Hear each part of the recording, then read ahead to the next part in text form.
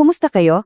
Alam nyo, sa panahon ngayon, parang ang hirap paniwalaan ng salitang forever, no? Sa dami ng challenges at sa balita tungkol sa hiwalayan, marami sa atin ang naghahanap ng isang guide, isang subok na paraan.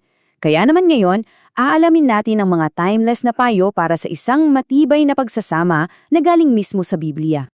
So eto yung pinakamalaking tanong para sa ating lahat. Sa gitna ng lahat ng gulo at problema, paano nga ba talaga tayo makakabuo ng isang masaya at matatag na pagsasama? Tara, tingnan natin kung ano ang mga sagot na mahahanap mula sa isang aklat na libu-libong taon nang nandyan. Okay, so ito yung breakdown natin. 5 susi, okay? Una, yung pundasyon, paglisan at pagbubuklod. Sunod, yung panliligaw na dapat laging buhay. Pangatlo, ang paglalagay kay Kristo sa sentro ng lahat. Pang-apat, yung pagbabantay sa puso at relasyon. At panghuli, mga practical tips para sa araw-araw. Game na ba? Simulan na natin! Alright, simulan natin sa pinakauna at pinakaimportante, ang pundasyon. Ito yung step 1 talaga, yung base ng lahat. Ano ba tong unang prinsipyo? Simple lang, bumukod. Pero teka, hindi lang to basta paglipat ng bahay ha. Ang mas malalim na ibig sabihin nito, bubuo kayo ng sarili ninyong team, sarili ninyong unit. Kayo na yung dalawang kapitan ng barko at lahat ng desisyon magkatuwang na kayo bilang isa. At yan mismo yung sinasabi sa Genesis. Linawin lang natin na, yung pag-iwan sa magulang, hindi yan pagtalikod. Ibig sabihin, nag-iiba na ng priority. Ang asawa mo na ang iyong number 1. At yung sinasabing isang laman man, yan yung parang semento na nagdidikit sa inyong dalawa, yung nagpapatibay ng buong pundasyon. Okay, next, pangalawang susi.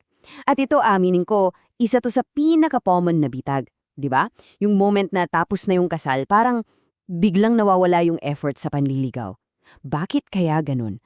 At mas importante, paano natin to iiwasan? Kasi ang totoo, ang isang matagumpay na pagsasama, hindi yan magic.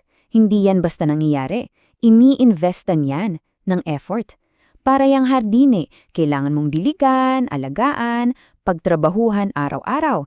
Kasi pag pinabayaan mo at naging kampante ka na, alam mo na yung kasunod. Unti-unting nalalanta yung pagmamahal. At yung good news, hindi ito mahirap gawin. Ang liliit na bagay lang pero grabe yung epekto. Halimbawa, yung pag-greet sa isa't isa na may ngiti at sigla o kaya yung mga small surprise gifts. Hindi kailangan mahal, yung effort ang bilang. Tapos, yung totoong quality time ha, ibaba muna yung phone. At syempre, huwag kalimutan yung mga simpleng thank you at ang galing mo love. Nako, sobrang big deal niyan. Okay, eto na. Dumating na tayo sa sinasabing pinakasentro ng lahat, yung greatest principle daw. Ito raw yung parang power source na nagpapagana sa lahat ng ibang susi na napag-usapan natin. Ang punto rito, yung sikreto sa isang masayang pamilya, hindi yan nakasalalay sa galing mong magdiskarte o sa diplomasya. Ang pinaka-vital ingredient daw talaga ay yung pagkakaisa nyo kay Kristo. Kasi isipin mo, pag siya yung nasa gitna, kahit gaano kabigat yung samaan ng loob, kaya niyang linisin yan. At yung pag-ibig na parang nanlamig na, nako, kayang-kaya niyang pag-alabin ulit. Pakinggan niyo tong napakagandang imahe mula sa Psalms. Kung hindi ang Panginoon ang nagtatayo ng bahay, walang saysayang pagod ng mga nagtatayo. Gets nyo? Kahit gaano pa kaganda yung blueprints natin para sa pamilya natin, kung wala yung divine architect, kung wala siya sa equation, masasayang lang lahat ng pagod. Kailangan siya ang pundasyon. At ito, isang napaka-powerful na habit na pwede niyong simulang gawin, yung magdasal ng sabay. Kasi pag ginawa niyo yun, hindi na ako versus the problem o ikaw versus the problem. Ang nangyayari, nagiging tayo kayong dalawa plus God laban sa problema. Humihingi kayo ng wisdom, ng pasensya, ng lakas. Yan ang ultimate team-up, di ba? Okay, next point. Kailangan nating maging bodyguard. Oo, bodyguard.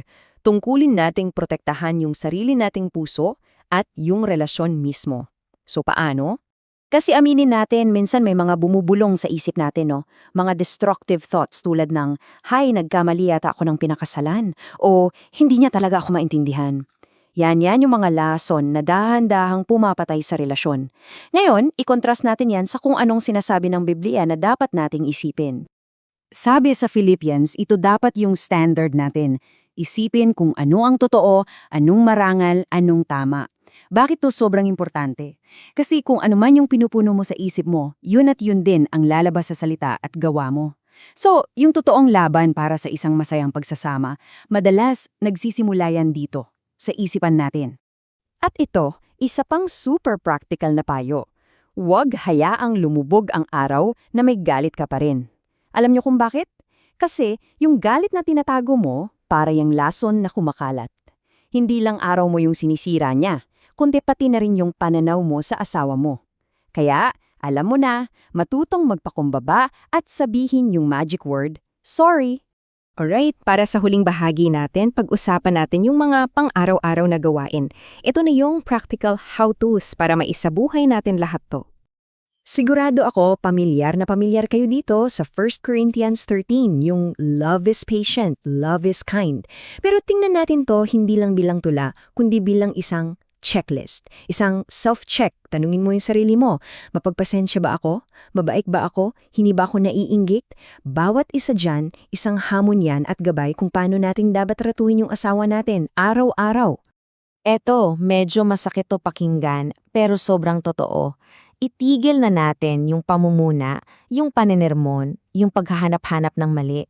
Tandaan natin, pinag-asala natin sila. Hindi natin sila binili para i-renovate. Yung pilit na pagbabago sa isang tao, yan yung dahan-dahang pumapatay ng pag-ibig. So imbes na isipin kung paano siya babaguhin, bakit hindi natin tanungin paano ko siya mapapasaya ngayon? Mag-focus tayo sa mabuti, hindi sa mali. Pag-usapan natin yung para. Naku, isa sa mga top reasons ng away yan, di ba? Pero ang prinsipyo dito, simple lang daw, teamwork. Ibig sabihin, wala nang pera ko o pera mo. Dapat pera natin. Dapat may budget na pareho kayong agree. At yung tungkol sa hiwalay na bank account, ang sabi rito, parang sinasayang daw yung opportunity para palalimin yung tiwala nyo. Kasi sa huli, kung paano nyo hinahawakan yung pera nyo, salamin din yan ng pagkakaisa nyo. Okay, at para tapusin ang lahat, gusto kong iwan sa inyo tong isang napakalakas na thought. Yung sekreto pala sa isang masayang pagsasama, hindi siya tungkol sa paghahanap ng right person. Tungkol siya sa pagsisikap na maging the right person para sa kapareha mo. It's a total mind shift, di ba? Mula sa anong makukuha ko dito, papunta sa anong maibibigay ko. Yan, para sa akin, ang pinaka-summary at pinaka-challenge ng lahat ng ito.